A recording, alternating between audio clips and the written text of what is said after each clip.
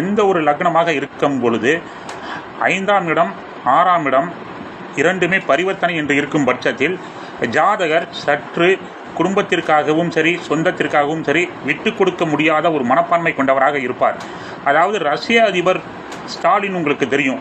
அவரை போல ஒரு முரட்டு குணம், தான் பதவிக்கு எதையும் செய்வார், தன் சொத்துக்காக எதையும் செய்வார். அதாவது வீடாக இருக்கட்டும், பங்காளிகளுடைய சொத்துக்களாக இருக்கட்டும், எல்லாத்தையும் தன்வசமாக்க சர்வாதிகாரம் செய்ய எந்த இடத்திற்கும் எந்த எல்லைக்கும் செல்லக்கூடியவராக இருக்கக்கூடியவர் தான் இந்த 5 6ஆம் இடம் அதிபதி பரிவர்த்தனை என்பது. எந்த லக்னமாக இருந்தாலும் சரி, இந்த 5 6ஆம் இடம் கட்டாயம் 6ஆம் அதிபதி லக்னத்திற்கு அசுபராக மட்டுமே வருவார். பூர்வ புண்ணிய அதிபதி 5ஆம் இடம், 6ஆம் இடம் லக்னத்திற்கு அசுபராக வருவார். ஆனால் கன்னி லக்னத்திற்கு மட்டும் 5 6க்குரியவர் சனி பகவானாகவே வருவார் என்பது குறிப்பிடத்தக்கது. அப்படி இருந்தாலும் சனி பகவான் 5இல் இருப்பது தான் சிறப்பை தவிர 6ஆம் இடத்தில் இருப்பது எந்த விதத்திலும் சிறப்பை தராது.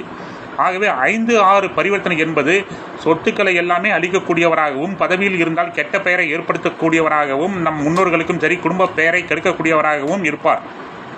சொல்லப்போனால் குழந்தைகளுக்கு கூட துரோகம் செய்யக்கூடியவராகவே இருப்பார். இவ்வாறு அமைப்பு உள்ளவர்கள் 5ஆம் இடமாகிய பூர்வ புண்ணிய ஸ்தானம் குலதெய்வத்தை வழிபாடு செய்வதுதான் முதல் தரமான சிறப்பு, குறிப்பாக அமாவாசை தினத்தில். நன்றி.